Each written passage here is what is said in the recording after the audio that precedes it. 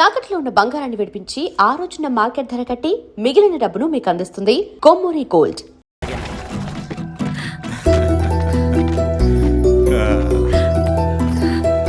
బాగున్నావమ్మా? బాగున్నానన్నయ్య, నువ్వెలా ఉన్నావు? బాగున్నాను. రా లోపలికి వెళ్దాం. రా కూర్చో.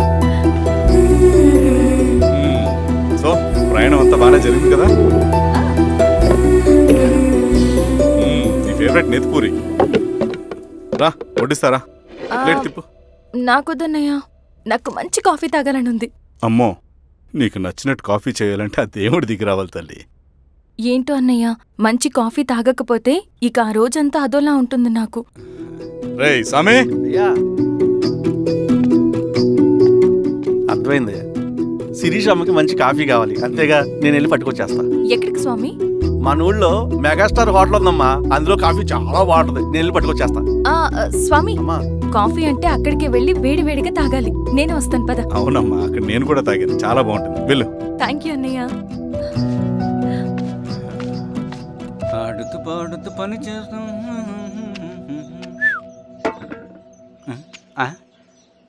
ఏంది మీ పిల్లగాడికా? అవును. ఒకసారి పెట్టుకొని చూస్తా. పెట్టుకో.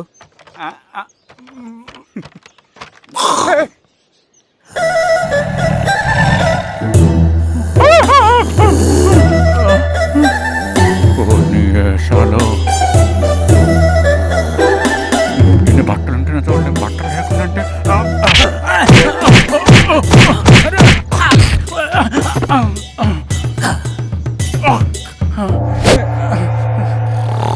చంపేస్తా, నీకు దండ పెడతా.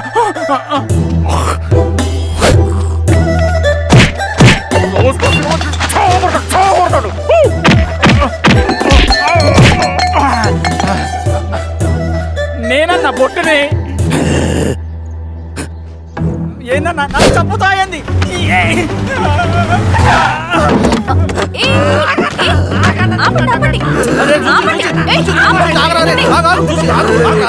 మాట్లాడి దొంగ సినిమా చూసాడమ్మా, పొద్దున్న నేను పొలాలు కొంచెం చంపేస్తాడమ్మా. మేడం మంచి కాఫీ పెట్టు. మేడమా? అయితే మేడంకి స్పెషల్ కాఫీయా? ఓకే అమ్మా, ఆడికి చిరంజీవి పిచ్చి. పిచ్చా? కాదమ్మా, ఫ్యాను. రండమ్మా కాఫీ తాదు కానీ. కూర్చోండి అమ్మా. ఏంటి స్వామి ఇతను? చాలా మంచోడమ్మా, మెగాస్టార్ సినిమాలు చూసిన వాళ్ళు అయిపోతాడు. స్వామి, అమ్మా ఈ కాఫీ నేను ఎక్కడో తాగాను. మేడంకి స్పెషల్ కాఫీయా? పద మేడం రాసుకో చూచి. Thank you. పద కూర్చో.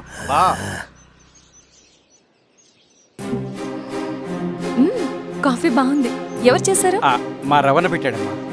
రవి? ఎవరు రమ్మన? రవణ మేడం పిలుస్తున్నారు.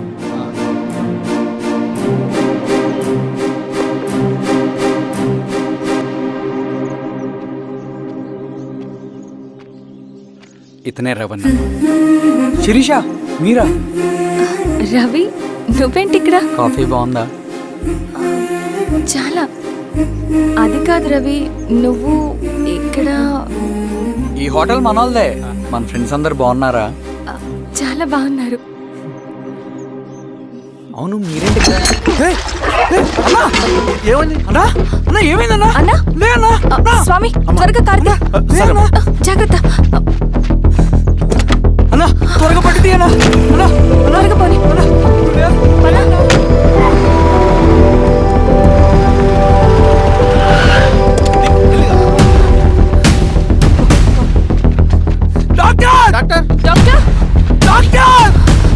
ఏమైంది డాక్టర్? త్వరగా చూడండి డాక్టర్. లోపల తీసుకోండి.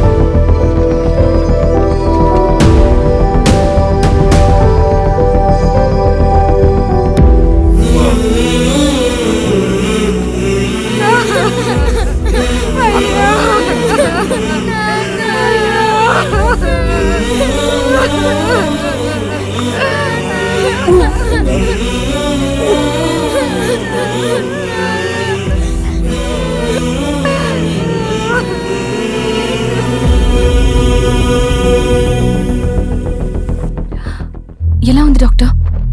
డాక్టర్ చనిపోయాడమ్మా.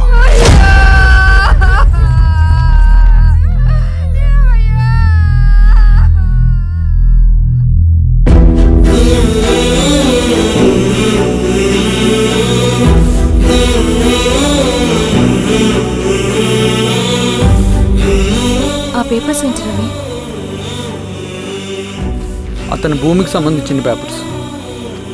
ఒక సంవత్సరం నుంచి ఈ పేపర్స్ పట్టుకుని ప్రతిరోజు ఎంఆర్ ఆఫీస్ చుట్టూ తిరిగేవాడు. భూమిని తాకట్టు పెట్టి అప్పు తీసుకున్న పాపానికి టైంకి వడ్డీ కట్టలేదని అప్పిచ్చిన ఆ దొర ఎంఆర్ఓ ఆఫీస్లో లంచం ఇచ్చి భూమిని తన పేరు మీద రాయించుకున్నాడు. ఈ ఎంఆర్ఓ ఆఫీస్లో ఎవరు నిజాయితీగా పనిచేయట్లేదండి. చెట్టు కట్టి నరకాలు ఒక్కొక్కడిని. నరికేడవేంటి రవి? నువ్వు కాగితం మీద ఒక బొమ్మ గీస్తావు, ఒక చోట సరిగ్గా రాదు, ఏం చేస్తావు? ఎరేజర్తో సరిచేస్తావా లేకుంటే ఆ పేపర్ని చింపేస్తావా? మరి మనుషుల విషయంలో ఎందుకు రాదు ఆ ఆలోచన? తప్పు చేసిన ప్రతి ఒక్కరిని నరుక్కుంటూ పోతే చివరికి మిగిలేది మనుషులు కాదు, శవాలు.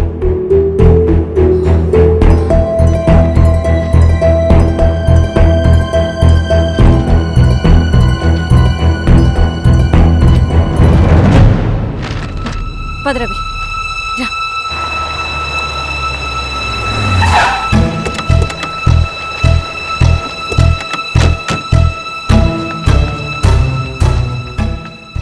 పానుకోటి నర్సయ్య ల్యాండ్ ఎవరు చూస్తున్నారు? మీరెవరు? ఇదిగోండి అప్లికేషన్. ఇది డిస్ప్యూట్ ల్యాండ్, ఎవడేం చేయలేడు. నీ నిర్లక్ష్యం, నీ లెక్కలేనితనం వల్ల ఒక నిండు ప్రాణం పోయింది. ఒక కుటుంబమే రోడ్డు మీద పడింది తెలుసా? ఏంటమ్మా గొడవ?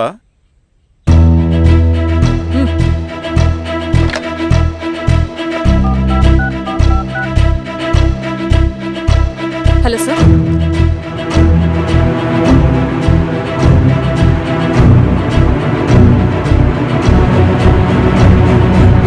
Okay sir. You are dismissed. Peon, నేను ఒక పేపర్ ఇస్తాను, అది కలెక్టర్ గారికి ఫ్యాక్స్ చేయి. అలాగే మేడం. ఎవరమ్మా మీరు? ఈ ఊరికి కొత్తగా వచ్చిన ఎంఆర్ఓ.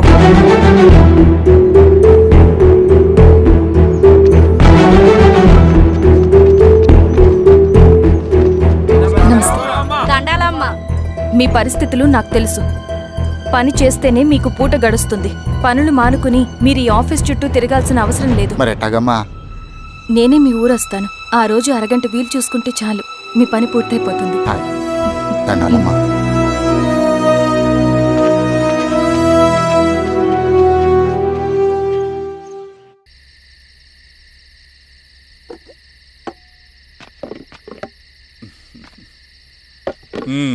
ఎంఆర్ఓ గారు, ఏంటి ఛార్జ్ తీసుకున్న మొదటి రోజే ఆఫీస్లో మీ పవర్ చూపించారట? అన్నయ్య, నువ్వు సస్పెండ్ చేసిన వ్యక్తి నా దగ్గరికి వచ్చాడమ్మా.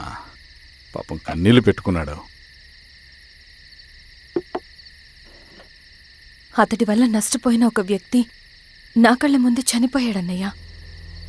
కన్నీళ్లు ఎన్నిసార్లు తుడుచుకున్నా పోతాయి, కానీ వీళ్ల నిర్లక్ష్యంతో పేదవాళ్ల ప్రాణాలే పోతున్నాయి. అన్నయ్య, మనూరి సమస్య పేదరికం కాదు, నక్సలిజం. నాలాంటి ప్రభుత్వ ఉద్యోగులు వాళ్ళ డ్యూటీలు సక్రమంగా చేయకపోవడం వల్ల విసిగిపోయిన జనం అడవిలో వాళ్ల హెల్ప్ తీసుకుంటున్నారు. ఒక వ్యవస్థ ఇక్కడ సరిగ్గా పనిచేయనందుకే మరో వ్యవస్థ అక్కడ పుట్టింది. అందుకే నా పన్నం చేయనివ్వండి. స్నానం చేసిరండి, భోజనం చేద్దాం.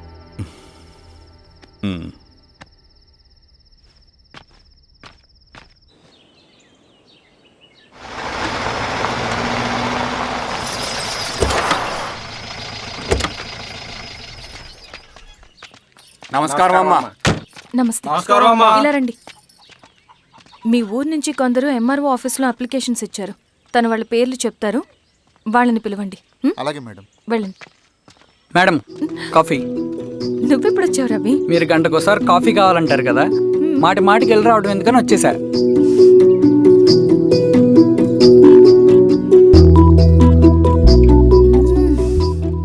రవి, ఈ కాఫీ కోసమైనా నేను పెళ్లి చేసుకోవచ్చు. అదేంటి అలా అనేసారు? That's a compliment. భలే వారండి బాబు. దండాలమ్మా. నమస్తే. ఇలా ఇవ్వండి. చెప్పండి మీ సమస్యలేంటో. పేరు తలుపుల వీరాంజనేయులు. ఉన్నది 3 ఎకరాల పొలం. చిన్నుపాటి ధనుంజయరావు అనే మహానుభావుడు అందులో 2.5 ఎకరాల భూమిని తన పేరు మీద రాయించుకున్నాడు. అడిగితే నీ దిక్కున్న చోటు చెప్పుకోమన్నాడు. దిక్కులేనాడు కాబట్టి అరెకరం భూమి మీదే పెద్ద కుటుంబాన్ని నెట్టుకొస్తున్నాడు. అవునమ్మగారు, ఆ పొలం ఎలాగైనా తిరిగి ఇప్పించేయండి అమ్మగారు. ఆ పొలం కోసం 3 సంవత్సరాల నుంచి తిరుగుతున్నాను అమ్మగారు. వీరబాబు వీళ్ళందరి దగ్గర కలెక్ట్ చేసుకో. మేడం, దాదాపుగా ఇక్కడ ఉన్న వాళ్ళందరి పరిస్థితులు ఇవే. వీళ్ళ సమస్యలు పరిష్కారం కావాలంటే మాట్లాడాల్సింది వీళ్ళతో కాదు మేడం, మన ఊరి పెద్ద మనుషులతో. ఆహా. ఇందు మూలంగా 50 మంది గ్రామ ప్రజలకి తెలియజేయదేవనగా శ్రీరామగిరి గ్రామ పంచాయతీ మోతుబరి రైతులు, సన్న చిన్నకారు రైతులందరూ రేపు ఉదయం 10 గంటలకి ఎంఆర్ఓ ఆఫీస్ దగ్గరికి రావాలా.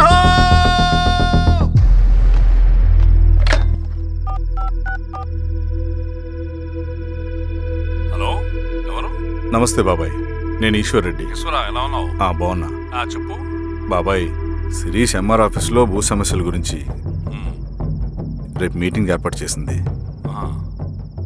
ఈ విషయం మన వాళ్ళంతా ఎలా తీసుకుంటారో అర్థం కావట్లేదు. అందుకనే మీకు ఫోన్ చేశాను. శిరీష్ చెప్పింది చేయండి, అదే మనకి కలిసి వస్తుంది. సరే బాబాయ్, ఉంటాను.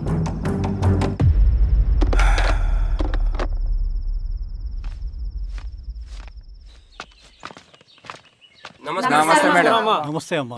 కూర్చోండి.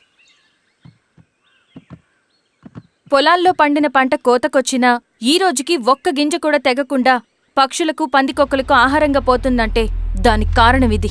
ఈ ఊరికి పట్టిన దౌర్భాగ్యం మీరు చేసిన అక్రమాల చిట్టా. కడుపు మంటతో ఉన్నవాళ్లు మీరు చెప్పిన కూలీకొచ్చి ఎందుకు పనిచేస్తారు? దౌర్జన్యాలు చేసి దిక్కున్న చోట చెప్పుకోమన్నారు. ఇప్పుడు ఆడవే వాళ్ళకి దిక్కైంది. అది ఎవరి తప్పు? మొత్తం 100 ఎకరాల పైచిలుకు భూమి వాళ్ల దగ్గర దౌర్జన్యంగా లాక్కుని ఇన్ని సంవత్సరాలుగా మీరు అనుభవిస్తూ ఉన్నది. మీ అంతట మీరుగా తిరిగిచ్చేస్తారా, లేదా చట్టం ఎలా పనిచేస్తుందో మీకు చేసి చూపించమంటారా? అలా చేయండి మేడం. నువ్వు ఆగవే నరసింహులు. ఏం చేయాలో మా ఎంఆర్ఓ గారికి బాగా తెలుసు. అట్టా కానివ్వండి అమ్మా. ఇస్తే మీ పొలాలు ఇవ్వండి, మా వివం. మీ పేరేంటి? సామిరెడ్డి. రూల్స్ ప్రకారం వెళ్తే మీ మొత్తం పొలం పోతుంది. కూర్చోండి. సామిరెడ్డి కూర్చో.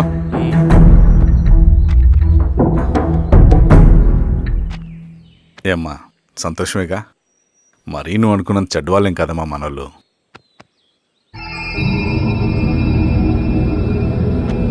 పదనాన్న, నమస్తే. పెద్ద ఆయన చెప్పాడు, అంతా మన మంచికే. పోను పోను నీకే అర్థం అవుతుంది. ఎన్నాళ్ళకి మీకు మంచిది. సెంట్రల్ కమిటీ నుంచి కొత్త ఆర్డినెన్స్ వచ్చాయి. దాంట్లో ముఖ్యమైనవి జరగబోయే మైనింగ్ ఆపాలి. రెండోది జెడ్పీటీసీ ఎలక్షన్స్ని బైకాట్ చేయాలి. దీనికి జనాల్ని సిద్ధంగా ఉంచాలి. లాల్ సలాం కామ్రేడ్. లాల్ సలాం. ఏంట్రవి, శ్రీరామగిరిలో భూస్వాములందరూ దేవుళ్ళైపోయారంట, పేద ప్రజలకంతా వరాలు ఇస్తున్నారంట. ఏంటి సంగతి? అవునన్నా, నేను కూడా ఆశ్చర్యపోయాను. ఒక గవర్నమెంట్ ఆఫీసర్ తలుచుకుంటే ఒక ఊరు క్షణాల్లో ఎలా మారిపోద్దో నా కల్లారా చూశానన్నా. అది కాదన్నా, అంటే నా ఉద్దేశం వాళ్ళు ఏం చేసినా దానికి ఒక స్ట్రాటజీ ఉంటుంది. శిరీష వాళ్ళ వర్గానికి చెందిన అమ్మాయి. ఆ అమ్మాయికి ఎంత పాపులారిటీ వస్తే వాళ్ళకంత మంచిది. ఎందుకంటే వాళ్ళ అన్నయ్య ఈశ్వర్ రెడ్డి రాబోయే జెడ్పీటీసీ ఎలక్షన్స్లో చైర్మన్గా పోటీ చేయబోతున్నాడు. ఈ అభిమానం మొత్తం వాళ్ళు ఓట్ బ్యాంక్గా మార్చుకోపోతున్నారు. అంటే అన్నా, శిరీష అయినా ఎవరైనా ఒకే తాను ముక్కలే. అధికారమే వాళ్ళ అవసరం తీరుస్తుంది. వీళ్ళందరూ అధికారం కోసం ప్రయత్నం చేసేది వాళ్ళ ఉనికిని కాపాడుకోవటం కోసమే. రేపే నామినేషన్ వేస్తున్నారు.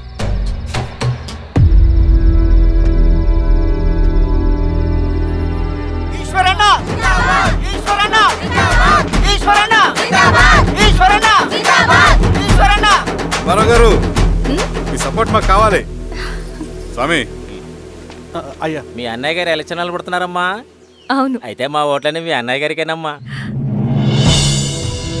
వాళ్ళు ఏం చేసినా దానికి ఒక స్ట్రాటజీ ఉంటుంది. అమ్మాయి గారు, సంజీవ్ రెడ్డి గారు వస్తున్నారంట. మధ్యాహ్నం భోజనానికి అన్నయ్య గారు ఇంటికి వచ్చి ఉన్నారమ్మా. అవునా? సరే సరే అమ్మ. రవి, నువ్వు కూడా నాతో వచ్చే. అది రవి, ఇక్కడ నాకు ఫ్రెండ్స్ అంటూ ఎవరు లేరు. నాకు తెలిసిన వాడివి నువ్వు ఒక్కడివే. I'm feeling alone. అందుకే, అర్థమైందా? సరే.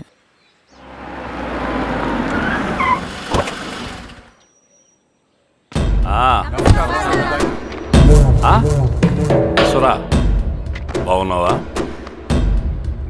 నమస్తే చెన్నారెడ్డి. నమస్తే. బాగున్నారమ్మా? సుబ్బారెడ్డి, పదండి. ఊళ్ళో మనోళ్ళంతా బాగున్నారు కదా ఈశ్వరా? అంతా బాగున్నారు బాబాయ్. సంతోషం. ఈసారి మళ్ళీ మనం ఏకగ్రీవం అవ్వాలి రెడ్డి. మనకు పోటీ లేదు, మనదే విజయం. సంతోషం. కూర్చోండి.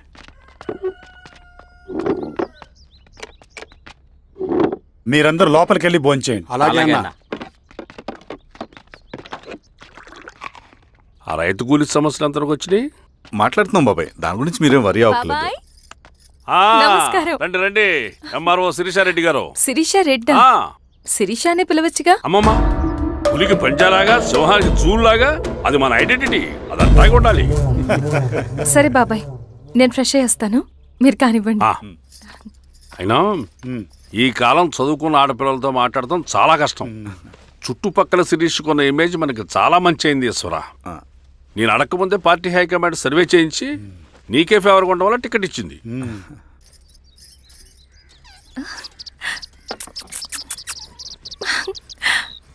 అనేవాళ్ళు ఎక్కడ? బయటికి వెళ్ళారమ్మా. ఓ, బయటికి వెళ్ళారా? రవిని పిలువు. అలాగే. మేడం. రవి రా రా రా, కూర్చో. పర్లేదు మేడం. మేడం ఏంటి, శిరీషానే పిలవచ్చుగా. అది కాదండి, ఎవరైనా కూర్చో. చూస్తే. కూర్చోవయ్యా. ఇది ఆఫీస్ కాదు రవి, మా ఇల్లు. వడ్డించు. సరే అమ్మా. రవి, ఆ, అడవిలో నక్సల్స్ ఎక్కడుంటారో తెలుసా నీకు? ఏంటి శిరీష? అడవిలో నక్సల్స్ ఎక్కడుంటారో తెలుసా నీకు? ఎందుకు శిరీష గారు? తెలుసా తెలీదా? నాకెలా తెలుస్తుందండి? చూచాయిగా ఆయన తెలీదా? సరే, ఎక్కడుంటారో నాకు ఐడియా ఉంది. సాయంత్రం ఇద్దరం కలిసి వెళ్దాం. అది కాదండి. నువ్వు వస్తున్నావు అంతే, తిను. ఇది ఎక్కడ కూడా రా బాబు, సడన్ గా నక్సల్స్ అంటుంది, అడువంటుంది. కొంప తీసి నా మీద ఏమైనా అనుమానం వచ్చిందే ఏంటి? రవి, ఇక్కడే ఆపొకసారి. ఎందుకు ఇప్పుడు ఈ టైంలో అడ్వెంచర్లు? ఇప్పుడు జరగరాంది ఏమైనా జరిగితే రేపు మీ అన్నయ్యకి తెలిస్తే బాగోదు. రవి, చుట్టూ చూడు, పైన వెన్నెల, పక్కనే అడవి. అబ్బో, ఎంత బ్యూటిఫుల్ గా ఉందో. అవునా? అవునా ఏంటి? అసలు ఎప్పుడు చూసినా ఎందుకల్లా డల్ గా ఉంటున్నావు? కాలేజీలో ఇలా ఉండేవాడివి కాదు కదా, ఏమైంది? అది ఒక్క నిమిషం. హలో మేడం, పేషెంట్కి అర్జెంటుగా ఏ పాజిటివ్ బ్లడ్ కావాలి మేడం. రవి, ఆ? అర్జెంటుగా హాస్పిటల్కి పోని. ఏమైంది? పోనీ. రండి మేడం, ప్లీజ్ రండి. పోలీసులకి నక్సల్స్కి కాల్పులు జరిగాయి. ఆ కాల్పుల్లో గూడెం కుర్రాడు ప్రాణాపాయ స్థితిలో ఉన్నాడు. తన బ్లడ్ మీ బ్లడ్ సేమ్. ఆ బ్లడ్ గ్రూప్ మా హాస్పిటల్లో లేదు, అందుకే మీకు కాల్ చేశాను. ఓ అవునా? అవును మేడం. పదండి డాక్టర్. Thank you madam.